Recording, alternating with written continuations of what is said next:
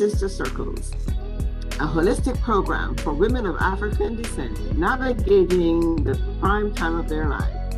We'll hear more about that up next on Carib Nation.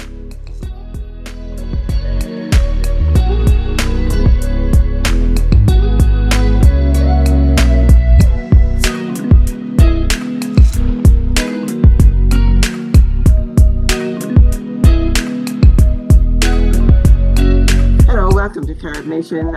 There is the years between the ages of 40 and 70 can be considered the prime time of our lives. It is our most productive time with many challenges. Studies have shown that in our society, women of African descent are most severely affected by the stress of managing these challenges. My guests today have decided to do something about that. Dr. Marilyn Gaston, former U.S. Assistant Surgeon General, and Dr. Gail Porter, an internationally known clinical psychologist, created the Primetime Sister Circles program. Ms. Sonia Moore Williams, a Guyanese, has been a participant and beneficiary of the program. We are going to talk about the many facets and benefits of the Primetime Sister Circles. Dr. Gaston, Dr. Porter, and Sonia Moore, welcome to Carib Nation, and thank you so much for joining me. Thank you for having us. We're delighted to be with you today. Yes, we are. This is a topic that affects all women of color, all African American women especially, and that includes women from the Caribbean. And there are a number of challenges, as I said, that we face.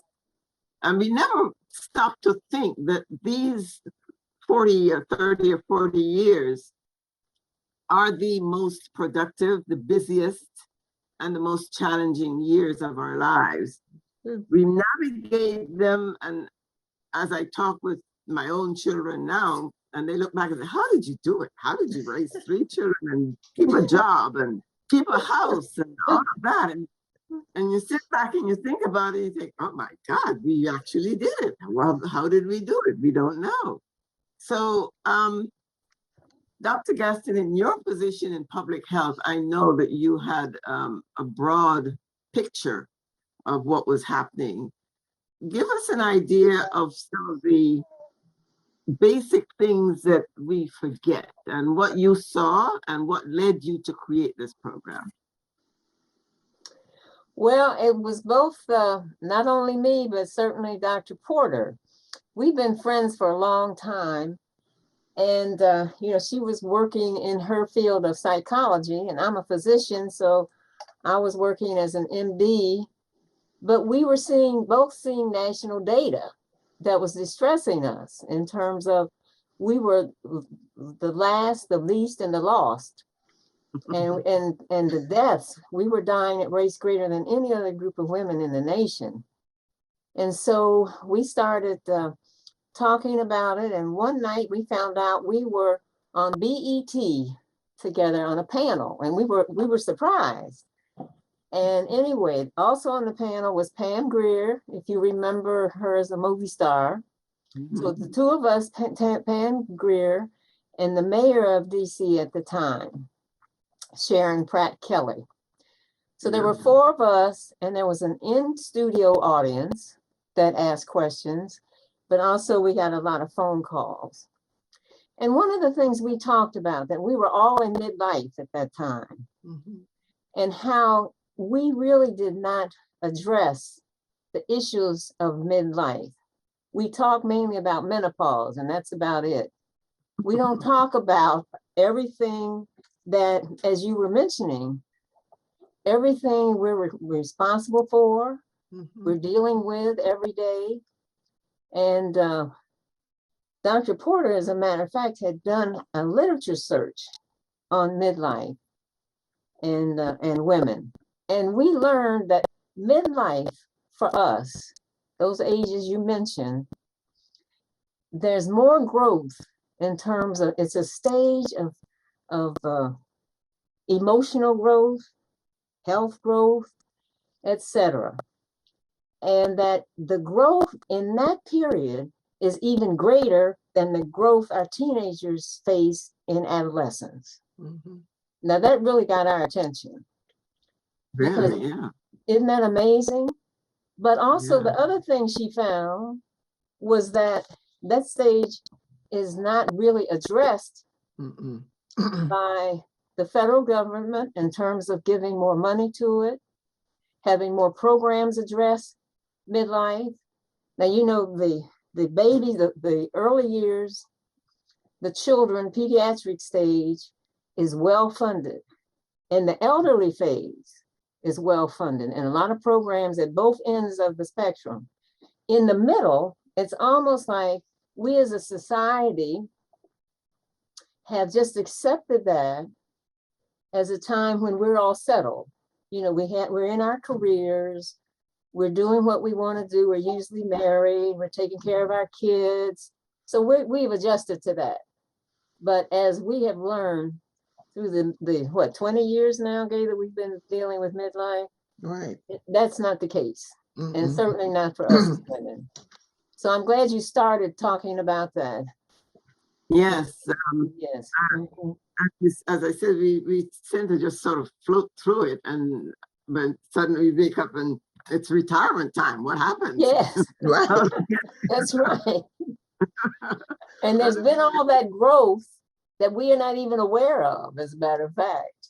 But there's also, but I guess I just have to say, Ms. Dean, that there's also been all of these challenges that we have just accepted.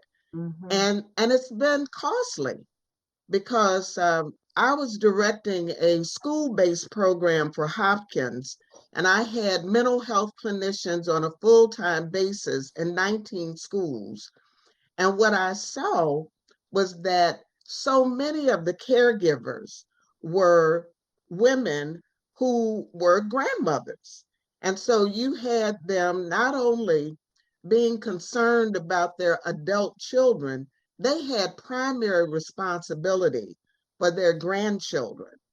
And one of the things that I shared with Marilyn, Dr. Gaston, I said, you know, we're at least starting to address some of the stress, the anxiety, the depression that many of these women feel because they thought that their caregiving responsibilities were over. And now they're finding that at 50, 60, they are caring for grandchildren and great-grandchildren. And at the same time, caring for their elderly. Exactly. But what we weren't dealing with or really addressing was that they had diabetes, they had hypertension, they had heart issues, they were obese. And so, you know, Marilyn is starting to really look at the emotional challenges facing so many of our Black women. And I'm looking at the physical health issues that were not being addressed because, again, we were so busy taking care of everybody else that we weren't taking care of ourselves. And our rates of stress and anxiety and depression were very high, but often hidden by buttons that said, I'm too blessed to be stressed. And they were stressed out beyond measure. I want to emphasize what she said, because when she first said it, I thought she had gotten this mixed up. When she said that I, as a physician, was beginning to look at the emotional things, and her as a psychologist looking at the physical things, the diseases, diabetes and hypertension, etc. But that's exactly what was happening, because our training as a physician did not include a lot of the mental health. You know, in our society, what's focused on are the physical issues that we're all dealing with. And I'm glad that finally started getting a lot of attention in the media, etc. But you rarely hear about the emotional or educational issues that go neglected. And they both are intertwined. And that's one of our main messages to our women is that, and when we talk about our intervention, the Primetime Sister Circle is holistic, meaning that we talk about our physical issues, But we also have to include our emotional issues and our spiritual issues. That's right. And so there's no question that that is very important. If we want to live in health and wellness and live long and productive and healthy lives, we can't do it unless we do all three of those. Yeah, the mind-body connection is important. It's very important. Not for a long time, we have not paid attention to that mind-body connection. No. We think that they operate in two separate fields, two separate areas. Right. And you get that right, because when we look even at the system, how it's set up, we have on one corner the physical clinics, okay, and then on another corner we have the psychological psychiatric programs, and then somewhere behind those are the churches, you know. And we are just now, in the past 5 years, I've been seeing a movement though that I really like, where in a lot of the outpatient clinics that are doing you know, the physical issues that people address, they are also including prayers. When people, when they go in for their regular routine visits with their primary care physician, they are praying together. And I think that is so important for our health. Let me talk to Sonia Moore. As somebody who is in that block of time, that time span, talk to me about some of the issues that you have faced, what you've seen your colleagues and friends face, and what led you to seek out or to work with Dr. Gaston and Drs. Gaston and Porter.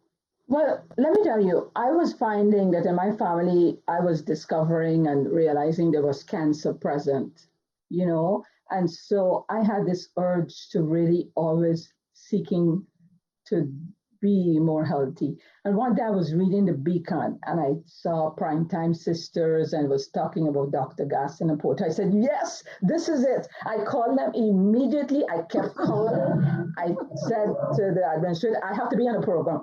You just got to fit me in. I was so thankful, really I was.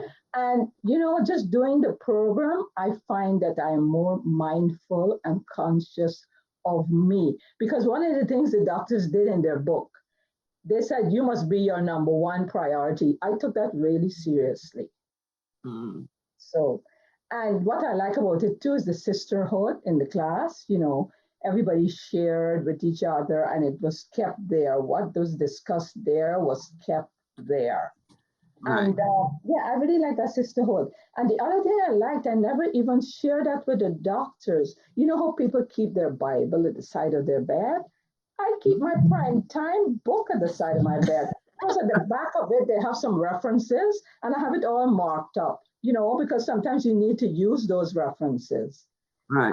And I just love their quotes and I really like it, you know, because yeah, and I remember some of the quotes and I even paste some of those things up. But listen to this. I find this uncanny. One of the things the doctor said in their book, and I memorize it, put your mask on yourself first before you help anyone else, even your children. Now, how uncanny is that today? I know that, but who would think that that would be a Yes. Well, I think that's one of the reasons that we're so excited, Sonia, about your presence. And I just want to give a little brief in terms of after the program on BET, when we realized there was so little information in one place about midlife women, that's when Dr. Gaston and I decided to co-author this book, Prime Time, The African American Woman's Complete Guide to Midlife Health and Wellness. And one of our recommendations was that in order to change these habits that we have, that we form these sister circles. And women started calling saying, how do we do it? So we got a grant from the Ford Foundation and we knew we wanted it to be free because we didn't want any sister to not be able to participate. So the circles are totally free for any Black women 40 to 75. They're 13 weeks. They're all community-based. So we go to churches, we go to public housing, we go where the women are. And that way it allows us to know that this program, and at this point, we've had over 3,000 women to go through the program in 7 different states. And we've gotten funding from NIH, from local health centers, from private foundations. But I think, Sonia, you represent exactly what we've hoped for, that having somebody who could see an article and say, I'm going to do this. Because what we tell the women, take care of you first, then you can take care of everybody else. But it's like on that airplane, if you're unconscious, you can't take care of anybody. And that's what has happened to us too often. Let's go back and talk a little bit about the basic foundation of Primetime Sister Circles and the structure of that. Let's go through the stages of how it works. And let's look at the areas that it addresses. We talked about the emotional, the physical. I look at this group or this aged period, almost like our entire society when you think about it. We have the very rich, we have the very poor, and the middle class are the ones who are suffering. And now we have the same thing in this situation. We have what we call the sandwich generation. And as Dr. Gaston said, they're looking after young children, raising children, getting children through college. And then we have a mother who would be a grandmother. But this generation of women, they're looking out for everybody, and they just get lost in the mix. They do. Because you've got a mother who is either sick or aging, and you've got children in college, and you're dealing with those issues, and you forget that maybe you can get a little break now and then, and there's no break. Right. So we do not realize the stress. I was talking to my daughter the other day, and she said, nobody really tells you the truth about motherhood, do they? Why don't you other people just tell the truth? That is really the truth. We prepare for so many other things, and we really don't know how to prepare for this period of our lives. Well, that's what you're saying is exactly right. That's a very important piece of what we add to the Primetime Sister Circle, because they're never going to focus on their health if they never focus on themselves. Okay. So we start right away talking about taking care of themselves, giving them permission. Women say, nobody has ever given me permission to take care of myself. And Dr. Porter, tell them what in the churches, women get the Women of the Year award. This is what Dr. Mother Porter of the Year. Mama of the Year. Right. for mothering other people, but not for mothering themselves. Right. And so we emphasize that a lot and give them permission. In fact, emphasize that it's a necessity if you're going to get healthier. You have to focus on you, and you have to put time on your calendar. That's where I had to really start. Everybody was on my calendar but me. And I couldn't find time to exercise. And then wait a minute, I had all of a sudden this whole idea, well, wait a minute, let me put myself on my calendar. And I had to go to great lengths to do that, to fit myself in. And it gives you such a sense. And we tell people, if you live by your calendar, first you are on there. You put your time for what you have to do. And I tease them, I said, there's a habit you have that you have to get rid of. And that is taking care of Lottie, Dottie, and everybody before yourself, okay? Our focus is on increasing knowledge, changing attitudes, and implementing behavioral change, because we say, no matter how good the information is, no matter how much better you feel, if you don't change the behavior, nothing is going to happen. And so many of our women are Christian, but we have women who are Muslim, we have women who are Jewish, And we say to our Christian women, Jesus says you are to love others as you what? And they go, oh, that's right. Love yourselves. And that this program is designed not to stop you from loving and caring for others, but to do it in a way that's going to not only let you stay healthy, but role model. So in our program, every week, the women get a different chapter, a curriculum on different topics, from hypertension to stress management to fitness to nutrition. We have two facilitators, and we're so pleased. Sonia is now one of our facilitators, because once you go through the program, you can get trained and paid to be a facilitator. And we have experts in hypertension, stress management, fitness, and nutrition who come in and help women develop their own individual plan for it. And I think that's one of the things that the women love, because what might stress one woman is very different from what stresses someone else. And so each woman leaves with her own plan for how she's going to reduce her blood pressure, improve her nutrition, increase her physical activity, and reduce that stress and depressive symptoms. And so that's the goal. And they get a certificate at the end, because we're all celebrating the fact that they are now in a different place. And the groups are no larger than 25, and they break into small groups so they really can get intimate with each other. So that's the purpose, is to change this behavior, change how you think. And the structure involves, as Sonia mentioned earlier, having a positive relationship with your sisters who can help you in this journey. I want to emphasize exactly what she's talking about, because this is also a very important part of the circle that we talk about. We have a curriculum, and in the book we mentioned before that we had co-authored as a textbook and the curriculum, so they really learn the knowledge.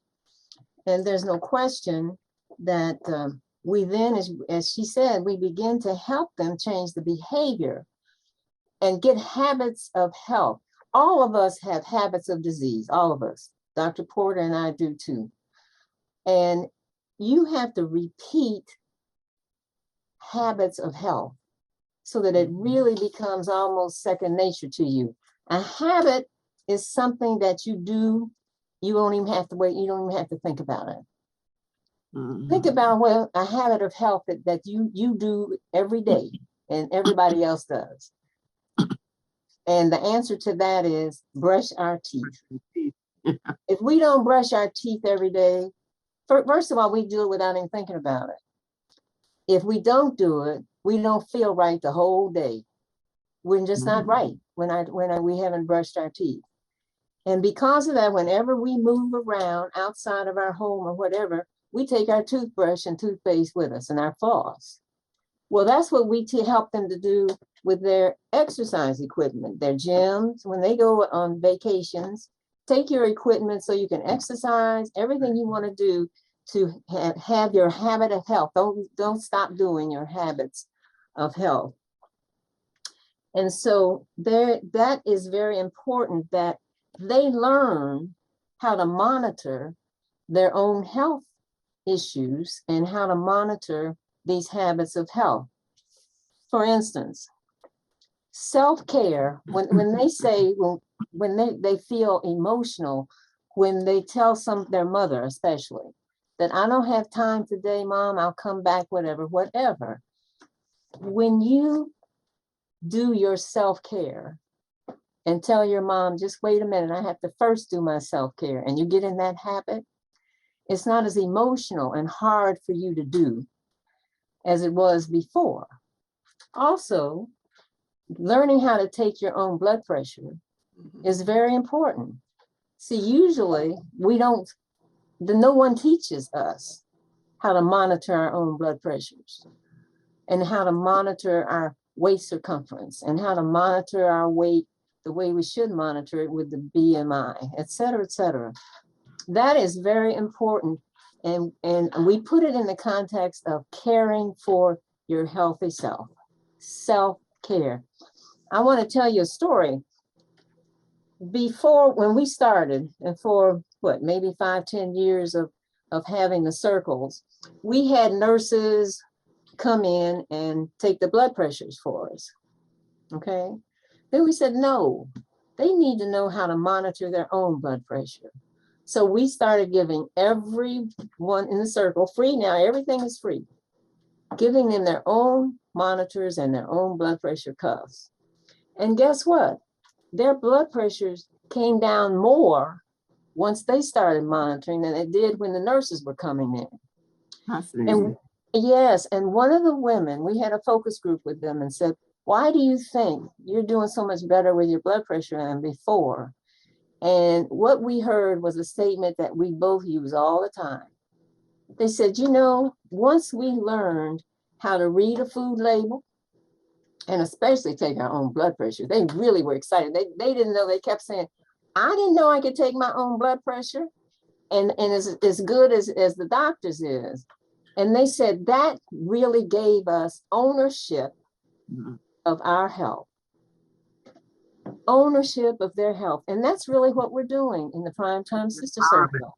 Yeah, because see, we usually go in and just dump our health in the doctor's lap and expect them to do everything. No, we have to participate in every way we can.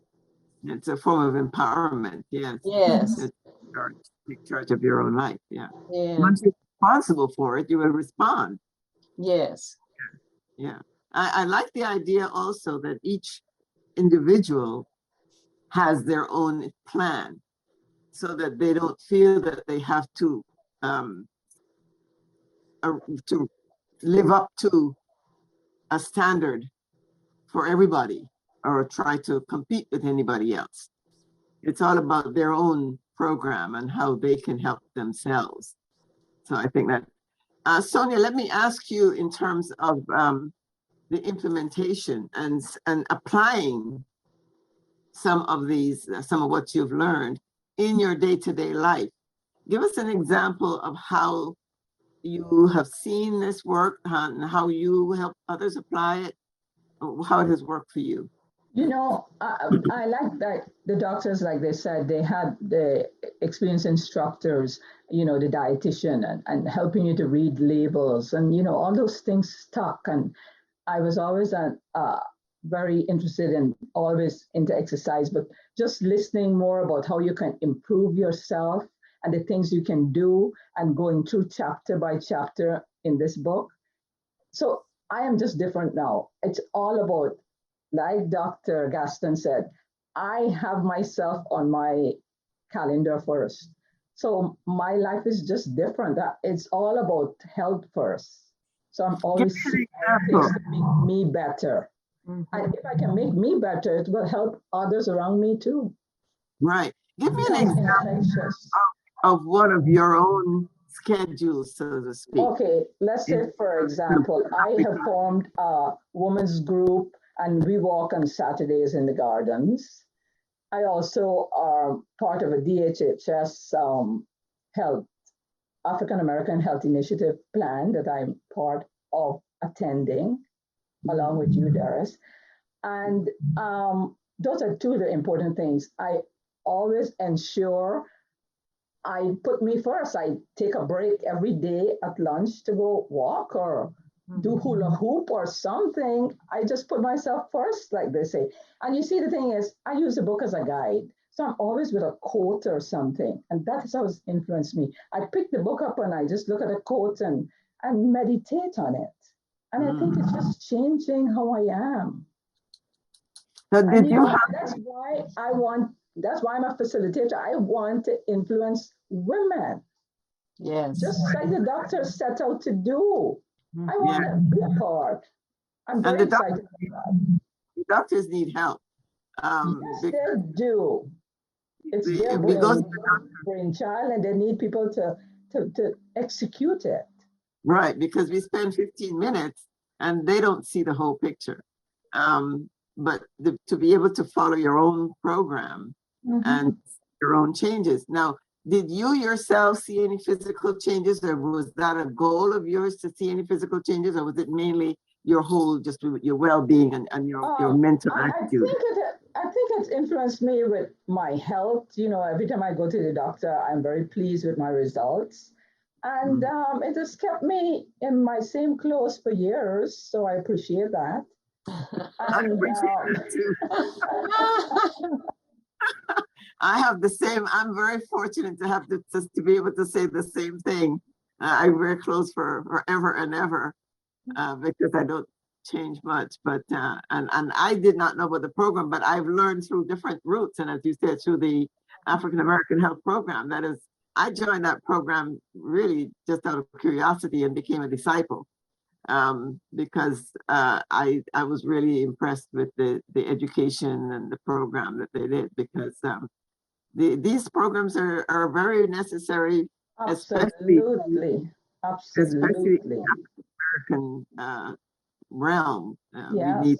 to keep ourselves together. One thing I'd also like to share, Ms. Dean, is the impact on family members. And Dr. Gaston has to share this one story, but I want to talk about how, because we do really encourage our women to go home and to talk to other people about it.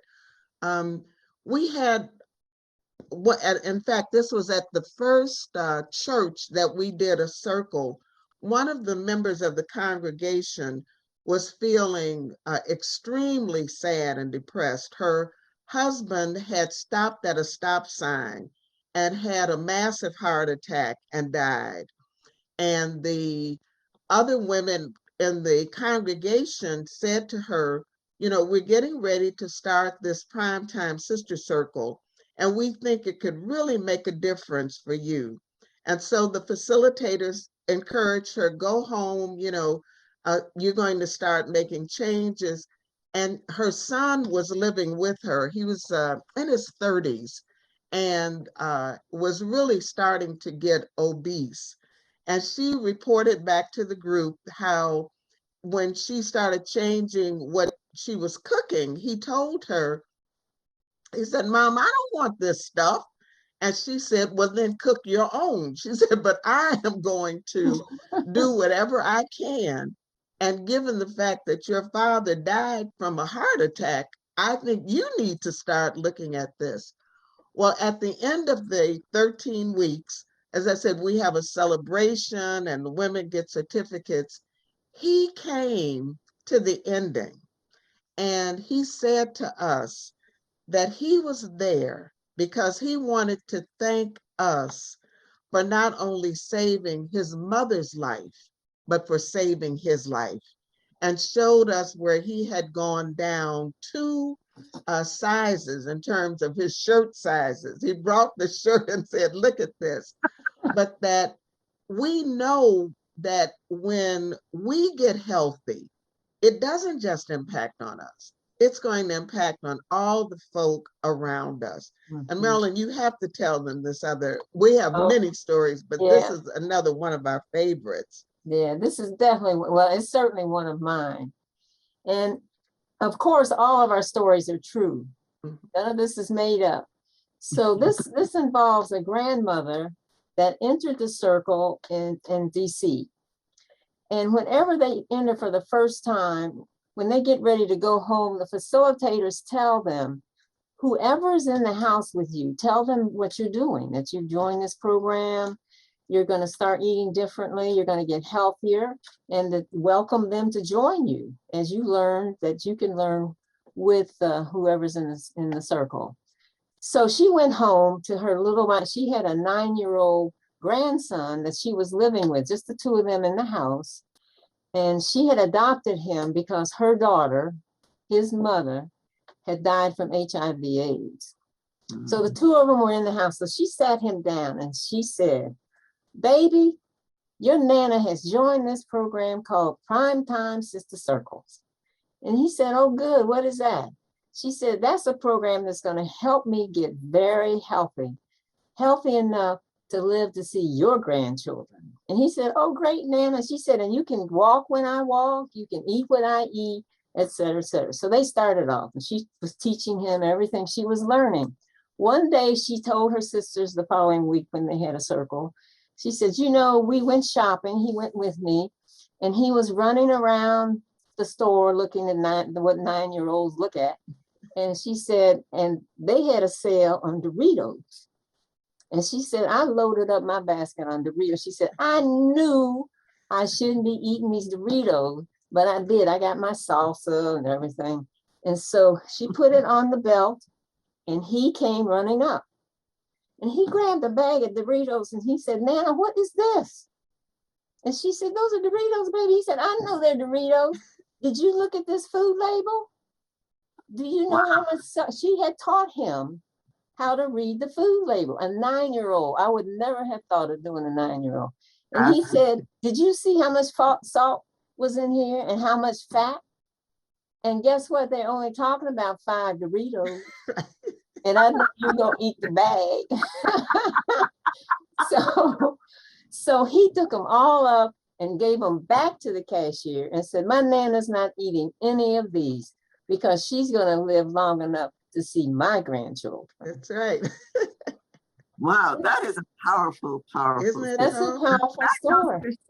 You got to start early. If you start early enough, Absolutely. they will learn. And that's what we have not done. We have not started early enough to get that habit, as you say. Yeah. We start with healthy habits early enough. Mm-hmm. Well, we only got a few minutes, and this is a discussion that can probably go on for a few hours. And Miss Dean, we wanted to ask, we like to end with a poem. It's very short, but we think it really reflects all that we've been talking about. And we hope that people will call us at 301-765-1942 to find out when the next Sister Circles will be happening. That's 301-765-1942. But we wanted to know if we could use about 3 minutes just to read this poem, because we think, again, that it really reflects what we've been talking about. Yeah, sure. Go right ahead. We'll end with that. Okay. This is the start of chapter 20, which is the last chapter in our book, and it's called Reaching the North Star. And this is a poem by Becky Berther called Poem for Flight. There will come a day, it's not far off now, when you wake in the morning and know that you were meant to be happy and healthy. You were meant that you want, and you want it more than you want memories or anything. Any concrete place called home. All the strings of the past that fasten you. You want it more than you want even justice or pride. Even your old clay image of yourself, or the faint chance that all that has gone wrong may still change. It is you who hold the power to change. And whatever it is that holds you, whatever it is you think you cannot live without, the time has come to open your hands and let it go. Run, flee, disappear, break loose, take wing, fly by night, move like a meteor, be gone. If you fear it will never be possible, think of Harriet Tubman, who traveled alone the first time, who finally freed 300 people, but first had to free herself. There's a Harriet in all of us. And we must take the opportunity to finally free her. Fantastic. That is a great point to end on. I agree. Right. Thank you. Thank you for having us. Oh, it's my pleasure. In summary, we must remember, pay attention to all aspects of our lives, take control, take care of ourselves so that we can enjoy and get the most out of the prime of our lives in good health. Dr. Gaston, Dr. Porter, Sonia Moore-Williams, thank you all so much for joining me on Carib Nation. And thank you all for joining me also for watching Carib Nation. I'm Doris Dean. Until next time, remember our motto is one people, one culture, one Caribbean, one nation.